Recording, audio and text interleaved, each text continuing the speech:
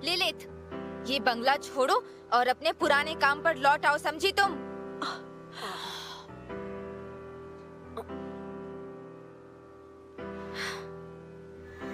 मैं अपने सारे काम छोड़कर सिर्फ तुम्हें लेने के लिए यहाँ पर आई हूँ।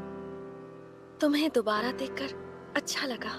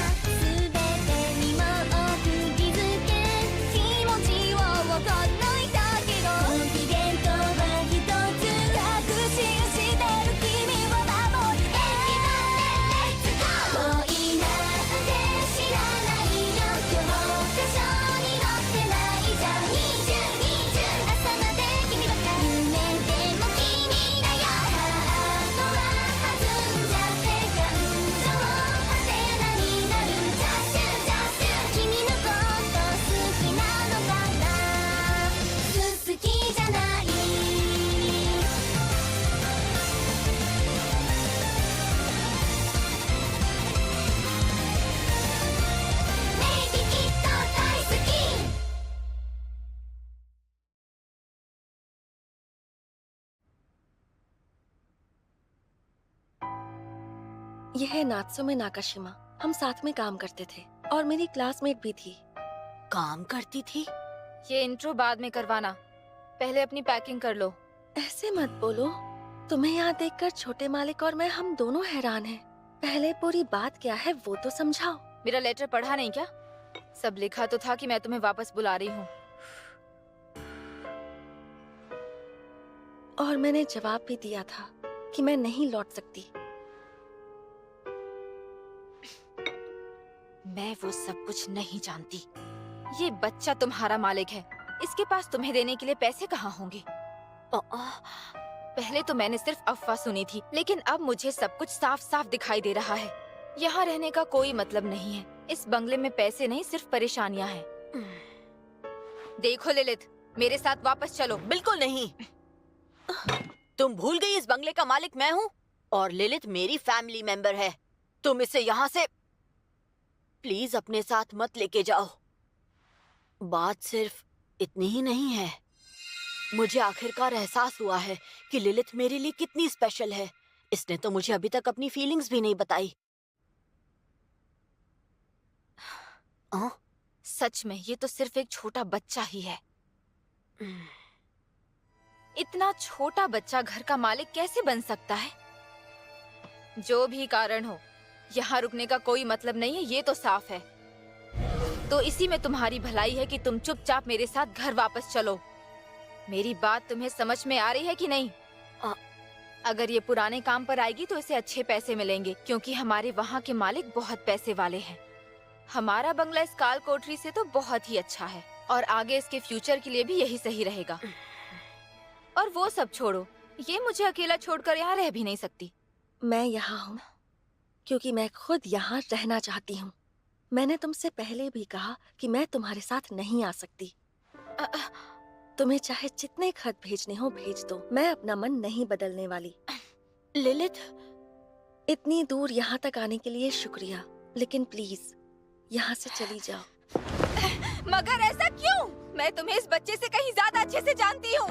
जब से तुम गई हो तुम्हारे बारे में सोच रही हूँ। तुम्हारी परवाह इसलिए तुम्हें खत लिखा था। मुझे समझ नहीं आ रहा है तुम मेरे सामने इस छोटे बच्चे को क्यों चुन रही हो? छोटा बच्चा? तुम गलत कर रही हो। तुम्हें छोटे मालिक को इस तरह बुलाने का हक नहीं है। चलो मैं भी देख लूंगी कि ये बंगला और ये तुम्हारा छोटा मालिक क्या वाकई लायक है। मैं कुछ दिन यहाँ रुककर देखने वाली हूँ कि तुम लायक हो या नहीं। मुझे भी तो पता चले तुम में क्या खासियत है। चलो पहले पढ़ाई से शुरू करते हैं। देखते हैं क्या तुम में वो नॉलेज और सेंसिबिलिटी है जो एक मालिक में होनी चाहिए।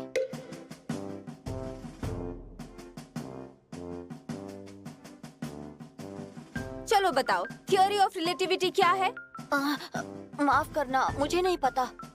तुम्हें तो थियोरी ऑफ रिलेटिविटी भी नहीं पता? क्या तुम्हें पता है नात्सुमे? बिल्कुल पता है मुझे। रिलेटिविटी वो होती है जिसमें पता है वो सब, यही वो थ्योरी है। क्या बात है। वैसे मुझे इस थ्योरी के बारे में बिल्कुल नहीं पता, मगर मैं इसके बारे में जरूर पढ़ूंगा। हाँ, मुझे यकीन है आप पढ़ेंगे।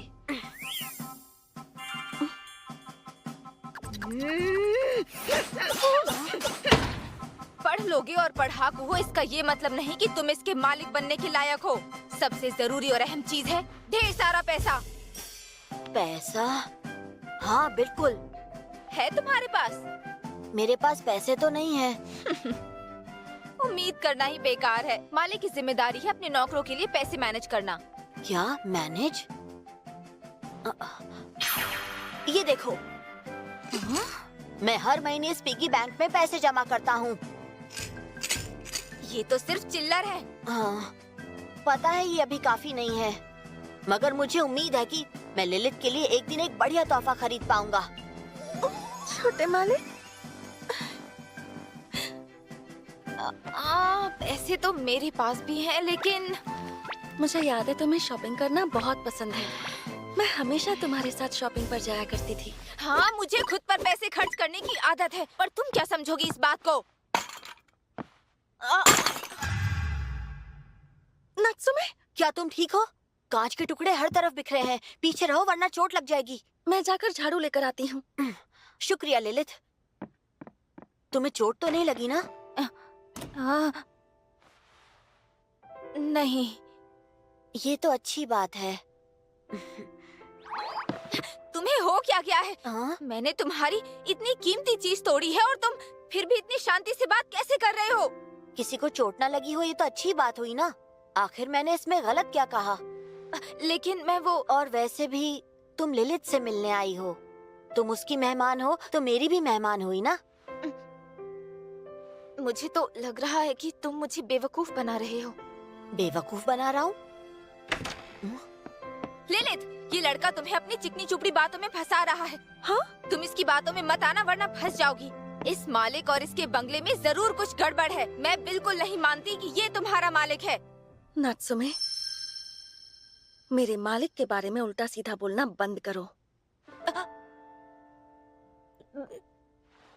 लिलित, मैं तो तुम्हारी परवाह करती हूँ, बस इसलिए कह रही थी। परवाह करती हो अच्छी बात है, मगर तुम जो कह रही हो वो गलत है। मैं इस घर में काम करती हूँ, इससे तुम्हें क्या दिक्कत है? जब हम एकेडमी में थे, तुम हर छोटी चीज के लिए मेरे पास आया करती थी।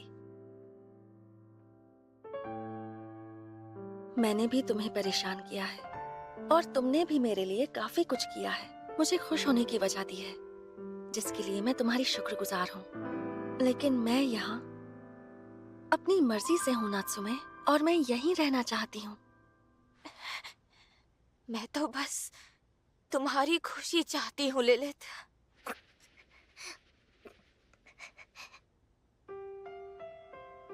हर किसी का इजहार करने का तरीका अलग होता है यूरी। कुछ लोग जानबूझकर गुस्सैल बर्ताव करते हैं क्योंकि वो हर किसी से अपने प्यार का इजहार नहीं कर पाते। मगर कोई ऐसा क्यों करेगा भला? क्योंकि ये एक ऐसा सीक्रेट है जो हम इंसानों के दिल में बसा है यूरी।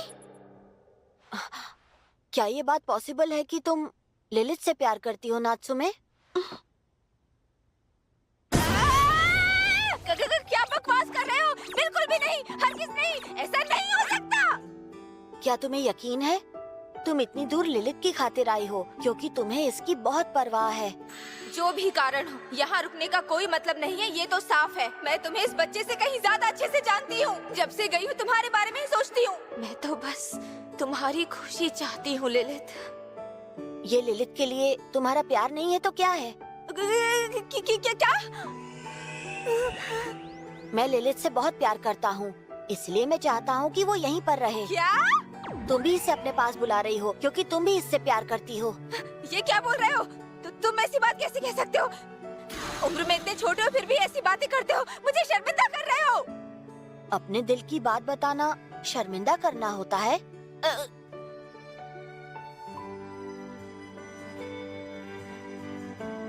सामने वाले को पता लगे कि हम कैसा महसूस करते हैं तो शर्मिंदगी तो होगी ही ना। बड़े लोगों को ये सारी फीलिंग्स छिपानी पड़ती है। क्या तुम सच कह रही हो? मगर मैं तुमसे बहुत प्यार करता हूँ। हम बताएंगे नहीं तो पता कैसे चलेगा?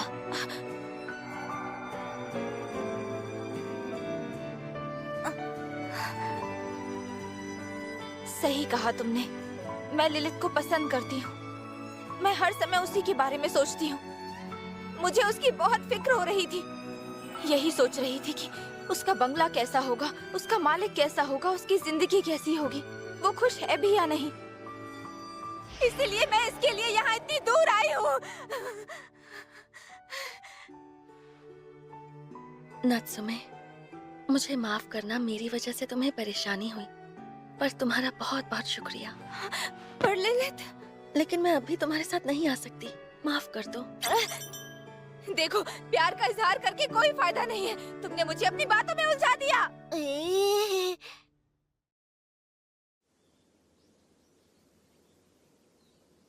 मैं जा रहा हूँ। संभल कर जाइएगा छोटे मालिक।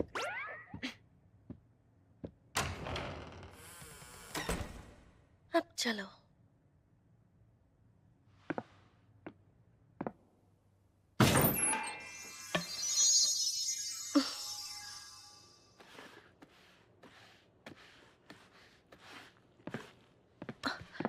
नात्सुमे, तुम यहाँ मेरी मेहमान हो, तुम्हें हेल्प करने की कोई जरूरत नहीं है।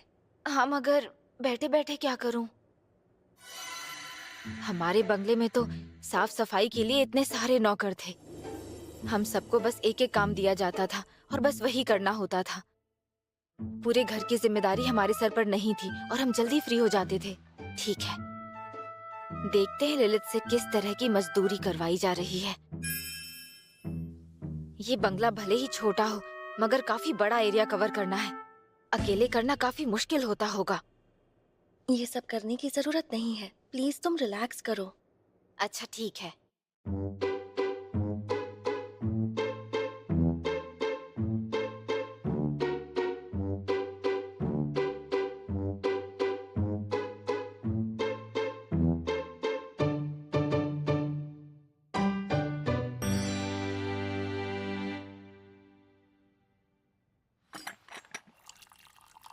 मदद के लिए शुक्रिया। अब चलो चाय पीते हैं। पर मैंने तो कुछ किया भी नहीं है। तुम्हारी हालत खराब नहीं हो रही? हाँ? तुम्हें जरा भी थकान नहीं होती क्या? स्ट्रेस नहीं होता? तुम्हें नहीं लगता तुम्हें थोड़ी देर के लिए ब्रेक लेना चाहिए? बिल्कुल नहीं, घर पर सिर्फ छोटे मालिक ही तो है, कोई ज्यादा काम नहीं है। लिलित बहुत ही मेहनती लड़की है। मेरा ख्याल है कि उसे ये सब काम बिल्कुल ज्यादा नहीं लगते। छोटे मालिक के घर वापस आने का टाइम हो गया है, मुझे तैयारी करनी होगी। अरे लेकिन तुमने थोड़ा भी आराम नहीं किया है। सारी समस्या की जड़ मैं घर आ गया। यही है। वेलकम होम छोटे मालिक। हाँ, आपके कपड़े तो गीले हो गए हैं। क्या आप भागकर आए हैं? हाँ, तुम्हें देखने के लिए वेट नहीं कर सकता था। मगर इस तरह भागकर आने की क्या जरूरत थी? आप बहुत थक गए होंगे ना?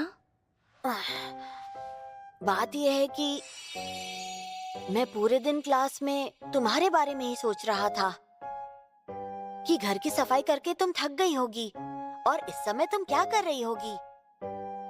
इतना कुछ दिमाग में चल रहा था कि खुद को भागकर आने से मैं रोक नहीं पाया। मैं तुम्हें आज भी बहुत चाहता हूँ। ये लड़का फिर से ऐसी चिकनी चुपड़ी बातें करके लिलित को शर्मिंदा कर रहा है। कोई जवाब देना चाहे भी तो क्या देगा, खास तौर पर जब कोई लड़का उम्र में इतना छोटा हो।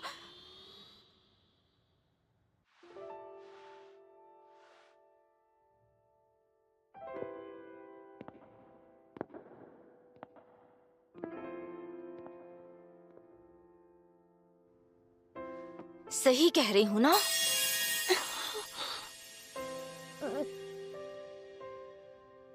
अगर आप ऐसे भागते हुए आएंगे और कहीं फिसल गए या आपको चोट लग गई तो प्लीज आराम से चलते हुए घर आना ताकि मैं फिर परेशान ना हूँ। तो ये बात है, ठीक है। कैसी हो तुम नात्सुमे? Welcome home. नात्सुमे, क्या हो गया? कुछ नहीं हुआ।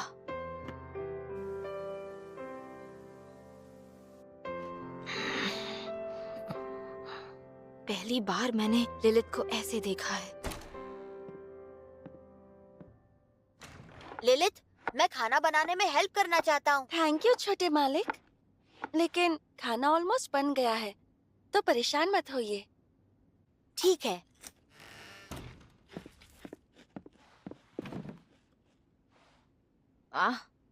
एक बात बताओ नात्सुमे, क्या तुम सच में एक मेड हो? क्या? ये तुम क्यों पूछ रहे हो? तुम्हें देखता हूँ तो ऐसा बिल्कुल नहीं लगता कि तुम कोई मेड का काम कर सकती हो। तुम्हें ऐसा काम करते देखा भी नहीं। पर मैंने ये देखा कि तुम डिनर से पहले ब्रेकफास्ट कर रही थी। ब्रेकफास्ट का इससे क्या लेना देना है भला? मेरे कपड़े नहीं दिख रहे हैं तुम्हें? मैं एक मेड हूँ, तुम्हें यकीन हो या ना हो। हो सकता है कि दिखाने के लिए पहने हो। आखिर तुम अपने आप को समझते क्या हो? रुको, मैं दिखाती हूँ तुम्हें। देखो अब।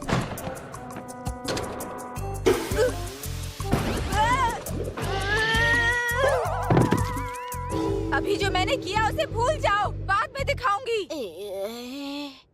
जैसा कि मैंने पहले कहा, नात्सुमे तुम हमारी मेहमान हो तो घर के काम की जिम्मेदारी मुझ पर छोड़ दो। अगर नहीं कर सकती तो जबरदस्ती करने की जरूरत नहीं। ऐसा नहीं है कि मैं कर नहीं सकती।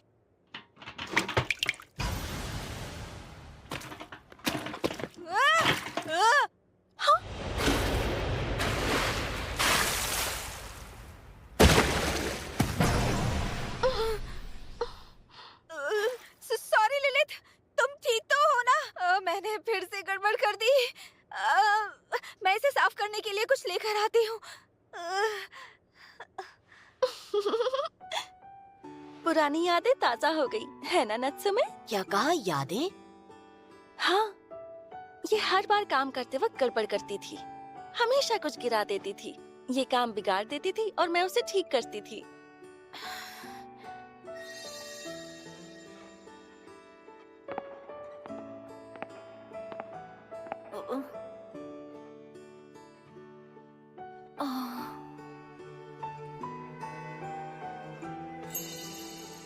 आज उसी की वजह से मैं अपने हर काम में इतनी अच्छी हो गई हूँ।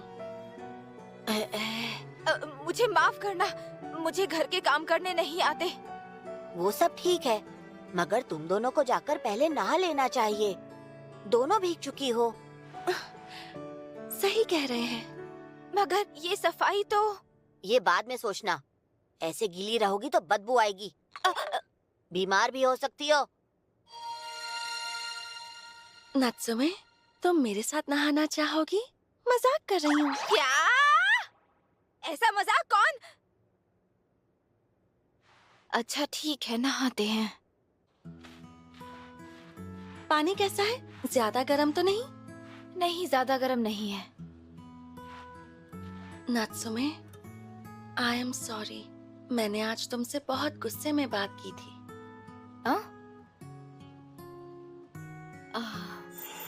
मेरे छोटे मालिक के बारे में ऐसी बातें करना बंद करो। नहीं, गलती मेरी थी। मुझे ऐसा नहीं कहना चाहिए था। सच कहूँ तो आज जब मैंने तुम्हें यहाँ देखा तो मुझे बहुत खुशी हुई। हाँ? लग रहा है जैसे बोझ थोड़ा कम हो गया है। कुछ देर के लिए मैं अपनी पुरानी बातों को भुला पाई। समझ नहीं आ रहा कि छोटे मालिक की बातों का आखिर मैं क्या जवाब दूं, क्या कहूँ उनसे। मैंने कभी सोचा भी नहीं था कि वो ऐसे सीधे आकर मुझसे प्यार का इजहार करेंगे। और मैं इतने दिनों से यहाँ इस घर में हूँ, उन्होंने आज तक कभी अपने दिल की बात नहीं की थी।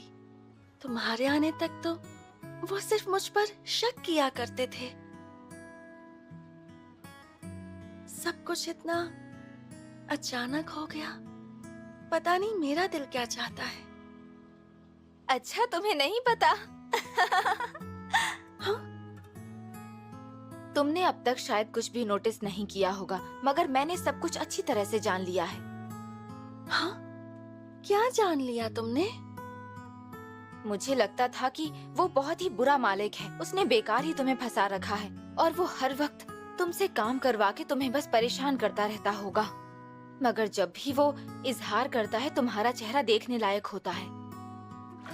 तुम्हें जरा भी हैरानी नहीं हुई, बल्कि वो सुनकर तुम्हें बहुत खुशी हुई। क्या कहा? खुशी? और नहीं तो क्या। इसका मतलब तुम समझती हो ना? नहीं, बिल्कुल नहीं। मैं तुम्हें इस बारे में बिल्कुल नहीं बताने वाली। ये बात तो तुम्हें खुद अपने आप ही महसूस करनी होगी। क्या सच में उस वक्त मेरे चेहरे पर खुशी नजर आ रही थी? हाँ, तुम बिल्कुल एक खुली किताब की तरह लग रही थी। नहीं, क्या मैं हमेशा ऐसी हो जाती हूँ? अब तो मुझे शर्म आ रही है। तुम बहुत खुश लग रही थी और तुमने मेरी ओर देखकर भी मुस्कुराना शुरू किया। ये देखकर सच कहूँ तो मुझे भी बड़ी खुशी हुई। देखा जाए तो इसका श्रेय उस बच्चे को भी जाता है। हालांकि मैं ये कहना नहीं चाहती थी। बीमार भी हो सकती हो।